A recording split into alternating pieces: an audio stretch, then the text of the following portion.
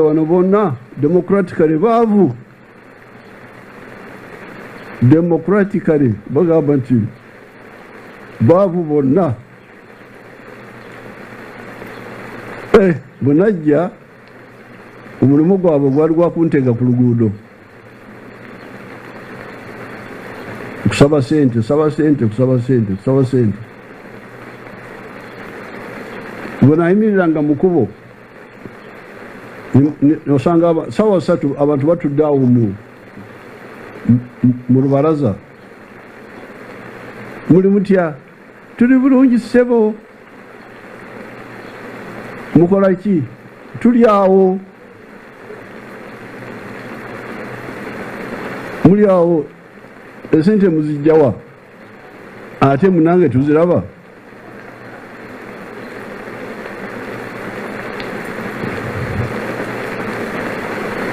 Kati awo twekutandikawo akasomero wali mu faamu wali awo Bannalwanga webajjirawo n'envunza naki byonna ne bajja. Kati Bannalwanga ebigere nebiteeka mu ddagala ly'enkwa.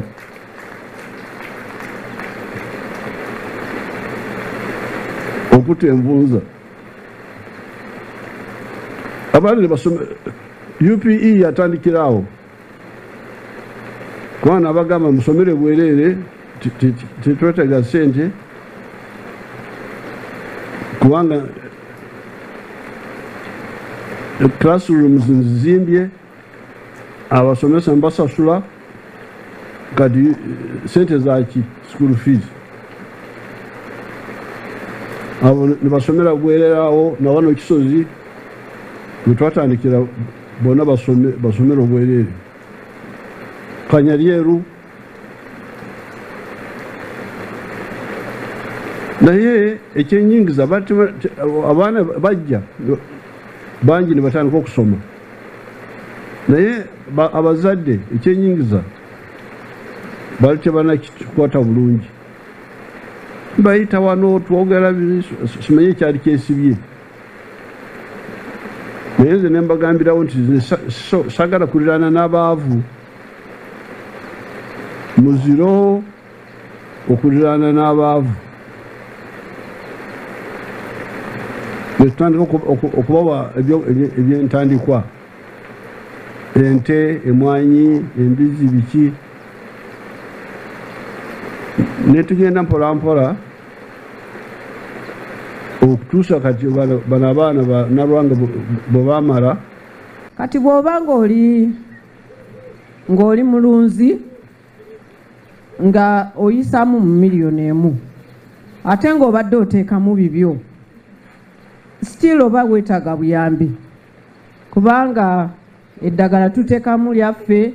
Nawulira Minister wa Agriculture ng'agamba nti kati gavumenti egenda tutandika kuleeta eddagala erya ddala kubanga ebicupuli bibadde bitutawaanya mu ddagala ery'ente n'eryaki n'ery'ebirime.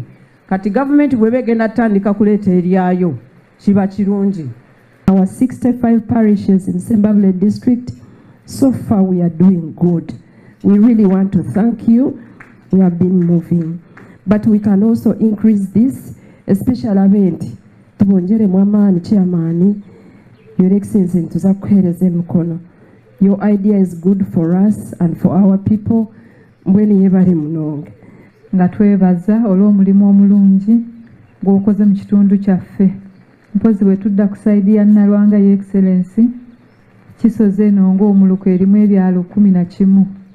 Tukwebaza nti otukwatidde ku byalo 3 era nga bwe tugenda mu nkola gy'otutunuzaamu eya PDM ndowooza tusookere ddala wano Kisozi n'ebyalo ebisigadde nabyo tubiggyeyo tubigatte ku bino 3 bibe kyakulabirako naye nga tuli beeteefuteefu nga district y'e Gomba ku miruka 49 gye tuyina tujja kugezaako okutambuza enjiri nga tusookera na kufa abantu. Thank you so much, Excellency. Gwe President asoose wano okujja ssente e Kampala ne zidda ku byalo ng'oziweereza abantu.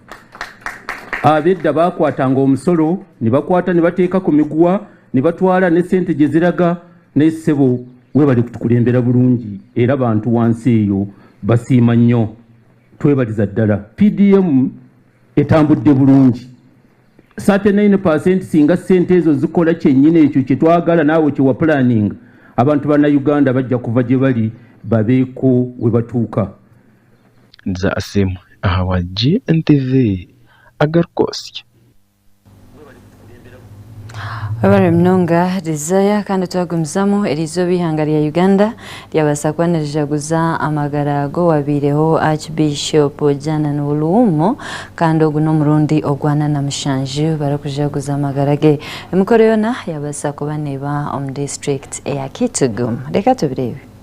Being a leader who will lead you to progress.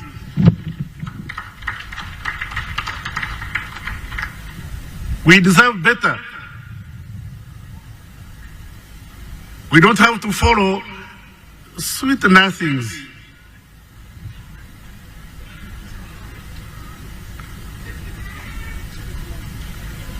You want to lead. It's not you have handsome face or beautiful dress.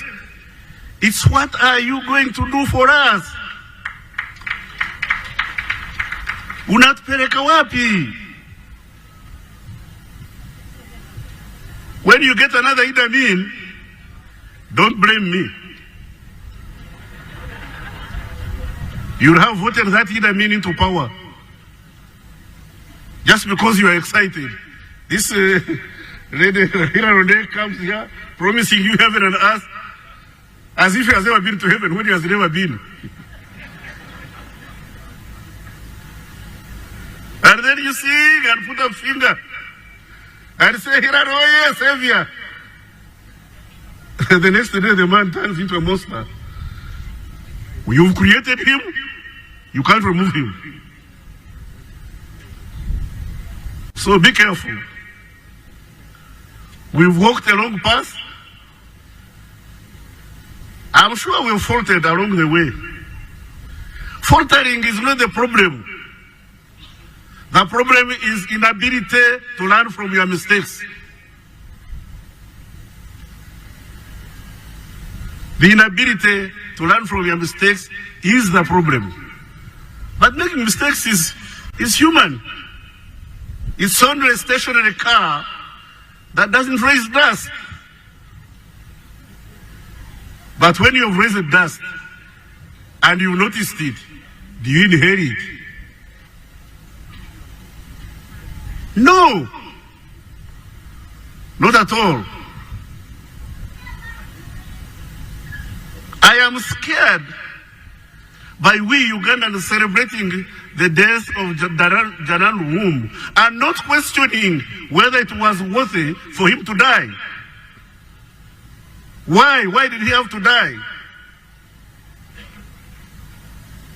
Why did he die and we went on with Idi Amin as if nothing had happened?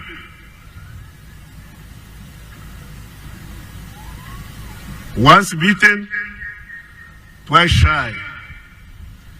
Learn to stand up and speak.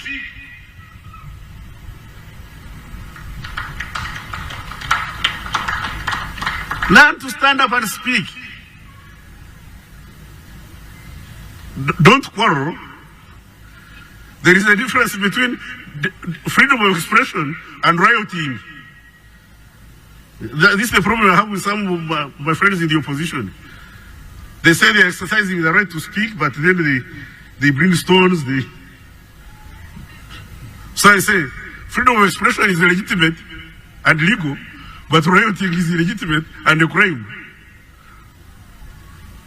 So choose. I encourage Ugandans to speak. Nobody should gag you. I encourage Ugandans to speak, to exercise your right of freedom of expression, freedom of association. I didn't acknowledge my friend, the president of the UPC. I'm sorry, Jimmy. We are friends. Now, I found him at Pamozi Hotel in Zambia. He was very young, but he was sharp. I was head of the Secret Service of Uganda. And I asked him, I said, but Jimmy, the way you are talking, you could be very useful in Uganda. And he said, sorry, I can't come because I'm opposed to you. I told him, I will tell you, but we are working with people who are shooting at us yesterday. For you, not done as little as throw a stone at a passing military vehicle. We are working with people who are shooting at us. You. Then he told me he was Obote's son. I said, look at him. I'm also my father's son. Where is it written? In the laws of Uganda, the laws of the church, and the laws of God, that Obote's son cannot come to Uganda. I am very glad that Jimmy Akena has come back and is contributing to the rebuilding of this country, and is my friend, faithful and just. That's the way we should live on earth. Our life on earth is just, like I've always said, is just an infinitesimal pause in eternity. Uganda was there without you, it's here with you, it will be here long after you are gone. Just make your contribution. Don't try to own Uganda.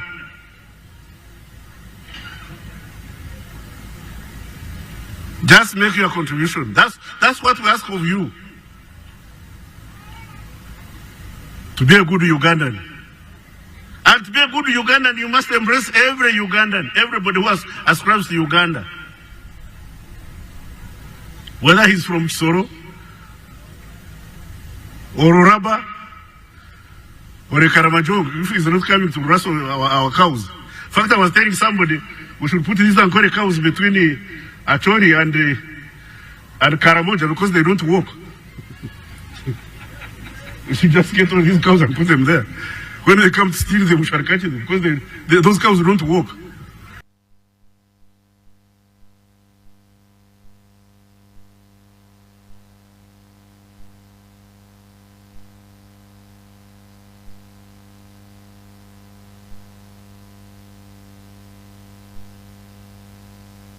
Akuragande ab'ekitongole eky'okubala abanyayuganda mu ihangeri ya Uganda ekya UBOS barage bamanyisa abanyayuganda bona okwetebeekanisiza ku bana babarwa omukwezi ogw'akataano omu mwaka ogwo nibashaba buli omwe kurengo yakorengana nabo abarabe nibamwishyikirira kwongera kumanya byona ebikwasira amagara gabo n'omubarego bino mukayabo katubirebe. Ekitongole ky'okujunanizibwa aha kubara abantu nangwa no kumanya umuhendo gw'abanyayuganda bakaba bari mu ihanga kandi hona kikabahereza gavumenti nayo gavumenti etyo ekatandika kuba planning nangwa no kubatebekanisa ekiri kumanywa nk'ekya Uganda Bureau of Statistics ninga shi UBOS obwa hatiya bargayo no kukihamya kandi nangwa no kumanyisa abanyayuganda ku eshaha yona betebekanisize okubara kw'abantu okurukwije kubaho aha biro by'okwezi 10 okwezi kwa gatano omwaka n'ogwo gwenyene ogw'enkumibiri omukuganiraho n'oru mukuru w'ekitongole eki omundu omuyangiri ya Uganda ow'ekitiinisa Dr. Chris Mukiza hona yarugayo n'okutamiza arikugira ngu abanyayuganda bona biine kurugayo kandi hona batyo baketebekanisiza ekiro eki ahabw'okuba obwire buriho mbuhika kandi nabo bayitebekanise kurungi nk'ab'ekitongole kya UBOS okugira ngu okubara kw'abantu kugyende munonga omu maisho. Yarugayo n'okushaba abebembezi bona abarikumanya ngu ebyaro byabo bitakakwasirweho nangwa n'okubarwa omu bwire obu bwahati eki bariho nibakora ningashi omu ngenderero ezi bariho nibakora nk'eza geographical mapping ngu babarugyeyo bagambe n'ebintu ebi biteekyebwe omu nkora bukiri kare okugira ngu baza kuhika aha kubara abantu buri kimwe kibe kyateriire. Important to mention 9/10 as an international statistical standard. Now, that night, I see many people talking about midnight only, others talking at this. That one will create us problems. So for us, we are going to take the reference night as a whole night. Meaning, a person who will pass away before that night will not be in the records. Because we are saying who stayed in this household on the census night. And the person who is born after that census night at 7 a.m. will not be in the records because he was not present when we are taking the picture. It's a snapshot we are taking. Now, for you who are communicators, now it becomes easier for you to see how to talk about that night. The president gave us a hint that the night of 9th May, so that people of Uganda, where Jairus comes from, can understand that is the night of 9th May, but technically 9th May leading to 10th. So for communication purposes, in order not to have issues with the Ntunga, Mok, Soro, Uganda people, and those from Nebi, we shall be saying the night of 9th. But technically, I think we have understood what it means. Even the twins, by the way, born on that very night. If one is born at 11:59, and the other one is born at 12:01, they will have two different birthdays. One will be born on 9th, the other one will be born on 10th. We have important document that we are following, which is called National Population Housing Centers Master Plan, which is giving us all the steps. And I think the media team should be able to share with you so that you will be holding us to that plan. And with that plan, you also have an implementation plan of the centers with dates, specific dates given until when we finally disseminate the results. We have been listing households in the country. We have done geo-referenced listing, and so far we have covered 90.3% validated data. And I think I will talk more about this.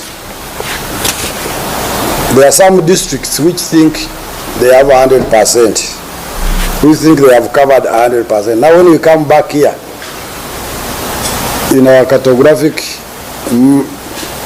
system, we find some have skipped some villages, or other villages or households were wrongly mapped. They are taking geocodes on the roads, so those ones have to be done. That's why we're at 90.3. Otherwise, if we are taking their reporting, it would be 93.5. So there is more cleaning, and I will be mentioning those districts so that the leaders there ensure that there is no household or village left in mapping. The reason is, when you don't map, chances are that the enumerators may skip you, because we are going to be using an interactive digital map. You remember when I demonstrated your enumerator, you have given a certain enumeration area which is a village. So when you key in the tablet, your area will come. Now it will be showing the georeferenced houses in that village or enumeration area. And once you enumerate it, it becomes green until it is all. Now, if you have not been captured in these proposed stages, you will be left out. So we want to encourage all district leadership up to village level to ensure that their villages are completely mapped. Their households, there is no household that is not well identified. Za asemeka just awa Gntv Agarikwotsya. Abashuza barukora ngo Tom Rembo rwa Kampala barge babasa kwan beterenduru bwanyuma y'abistongore cha Kampala Capital City Authority okubata hamuna n'abasirikare bakababinga ngo tongo batagaruka guruse ibintu byabo nibagira ngo bahati tibine myanya yo niba bateriro kujangwa basekwan barondera mwaka sente gukande cinkije ko reparetera abayongera ubworo kandi nangwa baburane impande gendo mu Rembo nko kushaba government na bucuru kwataho kugira ngo hakiri babatereho mwanya ugubona bakubasa kwanu begitiramo no bakabisa amagara gabo omishuburo yabo reka tubirebe.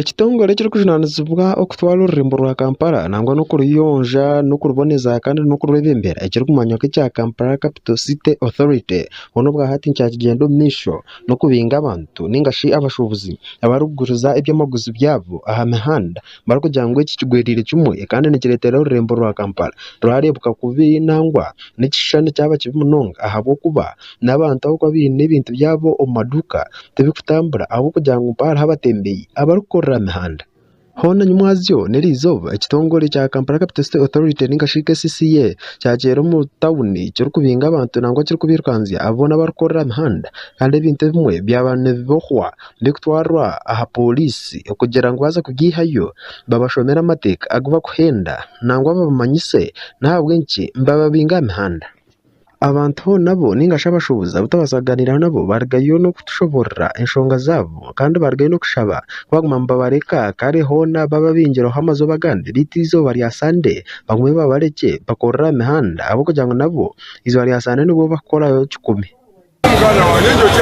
era okukola twetaaga batuddizeewo akatale k'olwesande ak'okusande bakatuddizeewo tutandike okubeera nga tukola kalimu birungi kaali kayamba abantu abawansi nabo ne babeera nga basobola okubeerawo kati bwe tusaba bakatuddizeewo naffe tusobole okubeera nga tuliisa ku baana baffe n'abaana baffe basome tusobole okusoma akatale k'okusande katuyamba nga abantu bawansi alikubiikiriza tujatuwa ebintu mala lwaki okubiikiriza naye tukusaba atali k'okusande bakati kayamba buli muntu wa wansi omunaku naye tukatuyamba okubeerera abaana baffe n'abantu tufuna ekyolisa aba omu kuganiraho n'omukuguuko rw'omu kitongole ky'okumanya ekya Kampala Capital City Authority hona yarugayo n'okuteereza eshonga ahabw'enki nibabinga abashubuzi aba mihanda kandi nangwa yarugayo okubashaba kuba bajumbire omu butare bwona ngu ahabw'okuba gavumenti eyombekire obutare baitu bangire kubuzamu ekyakugira ngu kigwerire kyarumu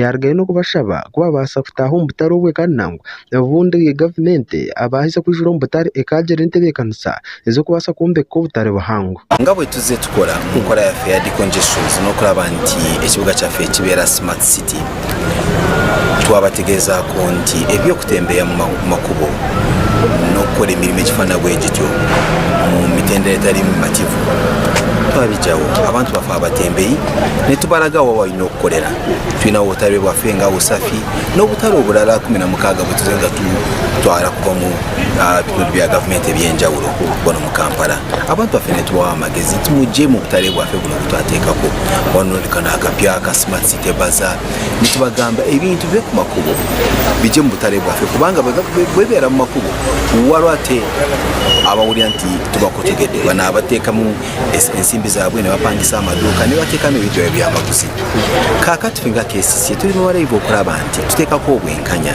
nti abatembeeyi ku nguudo baveeko bagende mu bifo ebitegekeddwa okubeera abatembeeyi weewaawo tumanyi nti biyinza okuba nga tebimala naye ate kati bye tuyina ate tebanabyejumbira okubijuza tulina akatale akapya Busega abantu tebanakayingira baagala bizinesi bagikuba abantu mu maaso ku makubo n'ebirala ebifaana bwe bityo ekyo si kibuga kyaffe kyetwagala okuba nga tubeeramu ffena nga tukyeyimirizaamu oyagala naawe obeere ng'otambula mu kibuga kyo nga toyina kweraliikirira kulinnya ku nyaanya y'omuntu oba kulinnya ku lyenvu bwe lityo oba kukuba ebyamaguzi by'omukyala n'akwiriisa ebintu ebifaanako bwe bityo yes abantu baffe tubakubira omulanga beejumbire okujja kukolera mu bifo ebituufu ffe nga KCCA bitutaddeko at least mujje tusange okusoomozebwa mu miwendo gy'abantu egize tweyongere okulaba nti ebifo bino tubigaziwa n'okupulaningira ebifo ebirala ebifaanako bwe bityo naye nga si bantu kweyiwa ku nguudo n'okutandika kukolera ebintu bye balina okukola ng'okutunda ebyamaguzi n'okukola n'emirimu emirala ng'abasiikazi capati abakanikazi bodaboda ffena ate tweyiye ku nguudo za asimwe kagesi ahabwa Gntv Agarikwotsya abebembezi ab'ekibiina eky'orubajo ruhabura gavumenti ekya National Unity Platform barge babasa kuba nibashaba poliisi okurekeraho okuzibira enkunganya zaabo kandi omuri abo haba harimu omukyara orikumanywa nka Betty Ethel Namwima ogweno wa district eya Wakiso yashaba abakuru ba poliisi barekeraho okubateera nangwa n'okubabuza emihanda egyenda baba biine enterane zaabo ezibakwenda kutaho yaja ngu ekyo nabo nkija kuba nkibayamba okurenga batware emirimo yabo mishirije kwa neyamba ihanga lya Uganda. Leka tubirebe. Abekibiina ky'orubazu oruhabura gavumenti ekya National Unity Platform ekyabingi bari kumanya nkanup kandi ekyo kiri kwebemberwaho ekitinisa Robert Kyagulanyi Ssentamu ogunwa abingi bari kumanya nka Bobi Wine bakaragayo baretaho enteekateeka ebari kweta kunga Uganda okugira ngu bakagikoresa kurundana obuhagizi okwetorora ihanga lyona na bwanyuma bakezumbira mu karuru k'2026 mwene nteekateeka egi ekiza yagiraho ekyagiteganisa yabanza emerera mu kace konka izoba lya nyumazyo hetandikire mu district ya Wakiso polisi y'ihanga lya Uganda tebikirize kugira ngo bakore enkikwezo na mnonga hibaye batebekanise kuzikora nuko kubagira ngo bahindure baze umwanya ogundi kandi ngo tubaru kubendaho abantu bingi obabire baliyoni bababinga himukireho enyombo zitali zimwe na zimwe batambatambikirana ebigambo obwori mukicho munyishengero mukyara abwa district ejo ya Wakiso Honorable Ethel Narima ariku gutambatambikirana ebigambo hamwe n'abapolisi bakuru abebizireho kubabinga omwanya ogwo. Know what you are causing. You can't do that. You can't do that.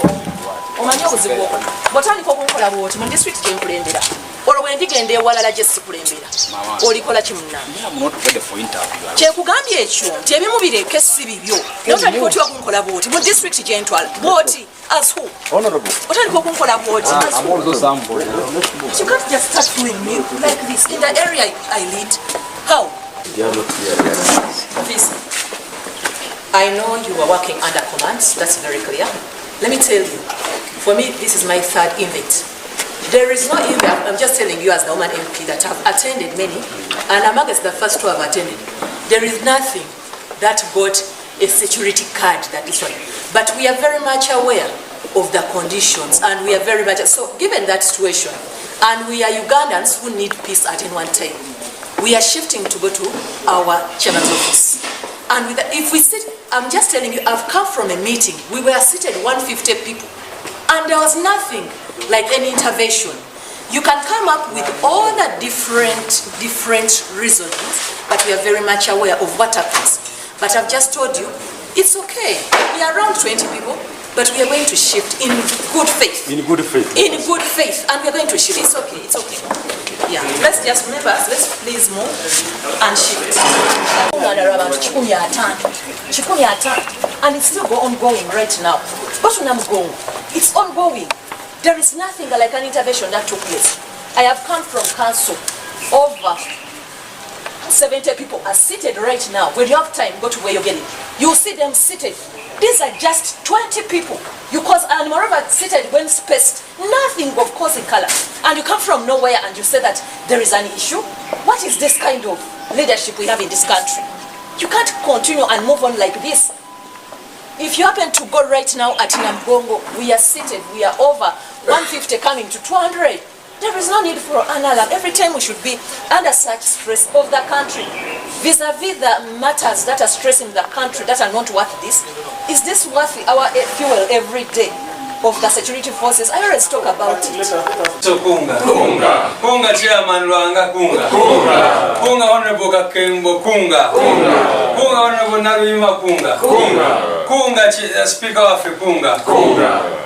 Orchiko baruhindwire baruteka omwanya ogundi kandi we orishente ko wentebe ya katano abwa district ya Wakiso Honorable Matia Rwanga bwanika nuko kurgayo akere ko utashemerwa bwe Neglata ngokotwa kulora bwe ngore sakatini ate bwe kwese kamera ate ndi mutu alese katono lero tujapate tutambula bwe mutu mukirize bwe mutu muwo mukisa akatono nakale ne kalese tulombe nakyemalira n'omutima gumu nza nsolo ali kumpi anumye omutawuli kaseera nganda bampita ko ngamba omusajja nyumba gyenjagale era mission timere ngamba abaana nze bidya biri mwaka simwe sunga nnyo manje ara kujja ko museveni ngapira mwaka tinatu ana fene tumanye tibira biri mwaka tujja ko museveni banga museveni tumujja ko bira biri mukaga bo benyini bayizo okumwejirako ne basuspend ka constitution ne basuspend ka parliament olutwa kuki kata besunga ebifo bya bira biri mukaga batuza mabega wanga futumanye biveri munda nabo benyini besunga either muhoza ambe kitawe kasamalo kuamba kitegeeza suspend parliament suspend constitution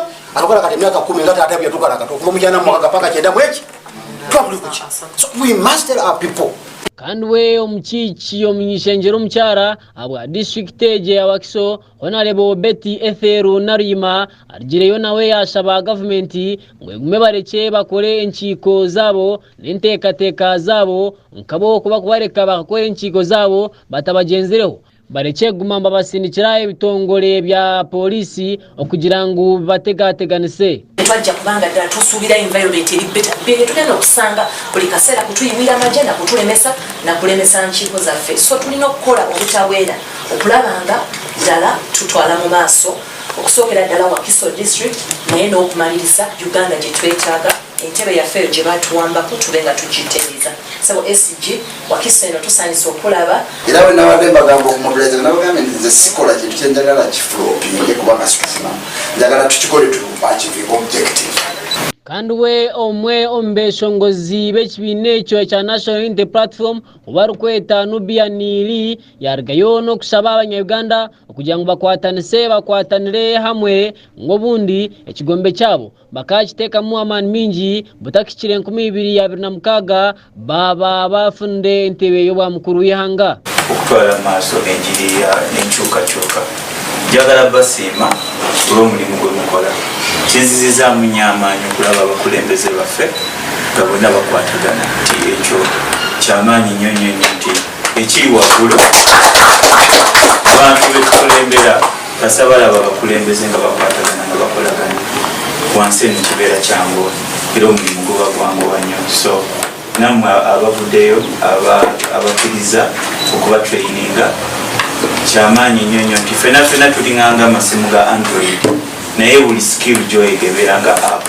ekufuula better than you were so ebyo byetuyize kize bannaffe tulabe nga enjiri tugispreadinga mu ggwanga lyaffe kubanga buli lunaku Museveni lwamalako ng'ali mu buyinza yayongera kwenyweza so ffe tuleke kwebaka naffe tukole nga bwe bakola bo bakola kulaba nga benyweza mukulembeze naffe tukole nnyo okulaba nga tubalabisa kubanga gemaanyi getulina era ebigambo byange kandi we omuhandiiki mukuru ow'ekibiina eki ky'orubazo oluhabula gavumenti ekya National Unity Platform ow'ekitinisa Right Honorable Lois Davis Rubongoya yahabura abanyayuganda bambenda kukwata obwebembezi bw'ihanga eri bakabugarra omu mikono yaabo nk'abantu ngo buli muntu abe Kyagulanyi w'omu kyalo ekyeye kandi Kyagulanyi w'omu kyanga ekye baffe bakyawambibwa bakyabakwata mu bumenyi bw'amateeka ate basinga okutagetinga Wakiso district mukimanyi bulungi nnyo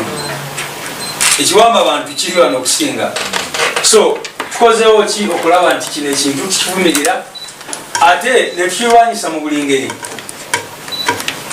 abantu juzi bakavuma Jamshid bamuteekako omusango nti bayonoona drone gye baali bazze bakwatiramu naye ate bwe nababuuza ki ekyagenda mu maaso ne bagamba nti locals ab'ekitundu actually bwe balaba drone ng'ezze ng'etandise okuwamba abantu ne batandika okikasukira amayinja kati omusango ne bakuteeka kubaze kukwata kiba kitegeeza ki abantu baffe tubakunge kulwanyisa ekiwamba abantu mu buli ngeri balimo okukwata abantu baffe ng'abakwata nseenene ng'abakwata ki mukimanyi bulungi nnyo bino bya ADF n'ebirala kati batandise ogezaako nnyo okubikozesa okutta abantu nga tebanabawozesa tebabatute mu kooti n'ebirala kati bakusanga waka ne bakuba amasasi ne bagamba obadde wa ADF ebyo ebintu bye tulina okulaba nga tuvumirira ne tulwanyisa mu buli ngeri bali wano aba NUP abamu bakunga abalala elected leaders era ekisooka mbebaziza nnyo okulaba nti bategese guno omusomo ne boogerako ku nsonga eziruma eggwanga aye okusingira ddala okubangula abakulembeze baffe ku mitendera egy'enjawulo biki balina okukola buti balina okweyisa pulezidenti waffe ow'ekitiibwa Kyagulanyi Ssentamu Robert atera nnyo kyogera nti buli muntu yenna alina wanaabeera abeere Kyagulanyi weeyo kati kiba kitegeeza nti abakulembeze baffe byonna gye banaagenda balina okweyisa bulungi ate ne balaba nti values zaffe zetutambulirako nga NUP bazikwata tuli wano n'abaana baffe abateekebwa okulaba nti bamobilizinga pate Wakiso district abaana abo bwe baali bakabeera appointed bantuukirira nebatera balinayo meeting headquarters ekamuntu nembasinkana the nucleus nebasinkana netwogera naye nali kugaba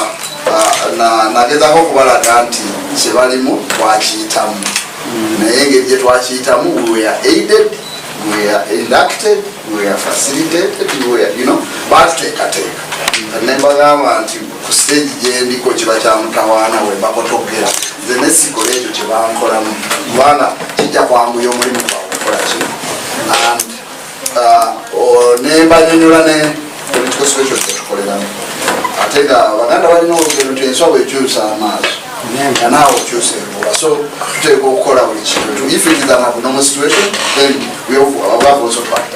Habwa Gntv Agarikwotsya ndi Clinton nahabwe ebere mnonga Clinton abashubuzi abamukene hamwe na n'empuuta aha mwaro gwa Katosi omurembo rwa Kampala barijo babasa kubana bareko butikirizingana abo imishubiro yabo no kubine kubana batwaza omwaro ekijemeseriza bebembezi bahayano bija kubana babenga abashubuzi bamukene okuruga aha mwaro cyatuma abashubuzi bamukene bargayo bayeterera nduru ku government ebitahemo ebayambe nshongeji katubire abajubi abarukora mwaro gwa Katosi ogugurukushangwa omurembo rwa Kampala hona bargayo no kujumirira government nangwa na minister warya kateka icyagiye cyo kubabinga mwaro ariko girangwa abarukwejumbera umurimo gwo kujuba obwenyanja ningashimukene ngo nabahenda amateka kandi nabajuba kubi ekiba kugira ngo kigwerire kimwe kandi hona berecyo bitashimirwa bwabo ubu bakorgayo no kutambura nangwa no kwita abanyamakuru kwiko mwanya ogwo bakareba okushasha kwabo nangwa bakabagambira n'ishonga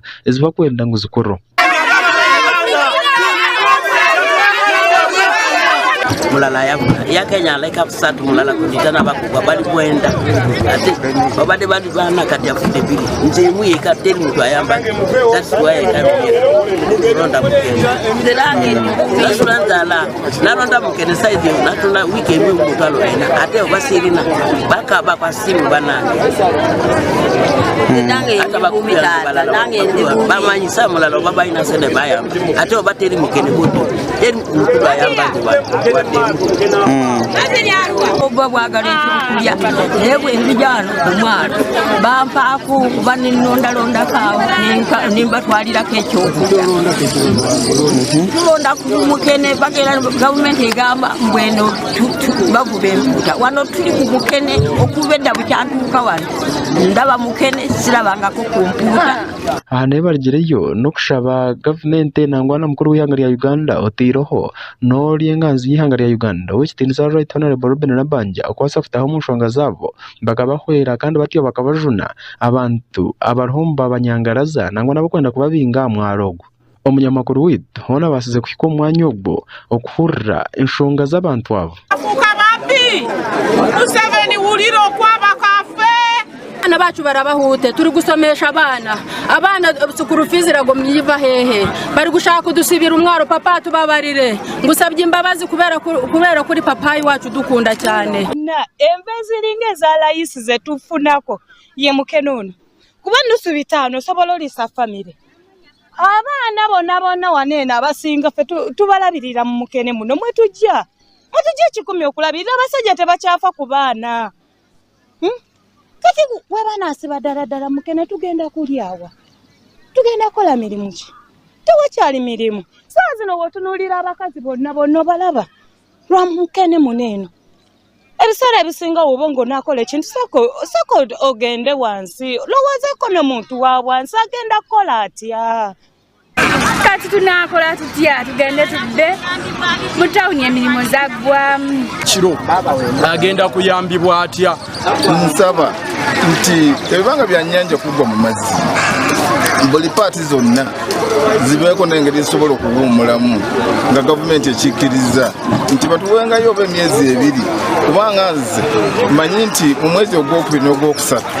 empuuta ezaaliramu kati emyezi egyo gyakabadde nga gavumenti egiteekawo nti buli mu mwaka emyezi egyo 2 tigivubwa yatugamba nti baministers ne batekiniko balwawo dda kulengera ekintu kino olw'ensonga nti olunaku lw'olwaleero tugenda kubanyonyola ebigambo naye nga tulinga abasomesa eggwanga n'okuzuukusa offices zonna ezikwatagana ku nnyanja kuno. Osiŋŋaana omuvubi ng'olunaku lw'eggulu, osiŋŋaana omuvubi wa Mukene ng'alina kilo 2 mu bbaafu. Ekilo 2 twamukutte kuba kyabadde kyakulabirako nga twetaaga okukola polisaati. Twamukutte ne tumutwala ku poliisi. Twagenza okutuwa ku poliisi nga Mukene gwalina kilo 2 zirimu emitwe gy'empuuta 555. Tuli ku poliisi emitwe 555 nga ogirese ne giweza kilo 2 tuba ne ttani emu n'ekiro 10 ez'ebyennyanja. Ku bbeeyi eri mu katale olwaleero empuuta ogula omutwalo gumu 7, egula omutwalo gumu 6, naye ffe katubale ebbeeyi entono nti tutunze mutwalo. Ekiro 10 mu 10 zitunda emiliyoni 11 mutwalo. Kati omuvubi wa Mukene ow'ekiro 2 atattanye ekiro 2 zigula 4,000 zitattanye omuvubi w'empuuta ow'obukadde 11. Suubira eyo mekadi yeetaaga abakugu bagitunulire era bakitunule nti ebitimba biri enzita gye biyitamu ebyennyanja ennyanja tekyasobola agenda mu maaso. Ne bannaffe abamukene bo bakyavuba envuba embi emenyera ddala amateeka. Mu ntandikwa baatugamba abamukene alina okuba n'ekitimba ekiyitamu peeni. Ne leero abamukene ekitimba bye bakozesa tekiyitamu wadde ensiri.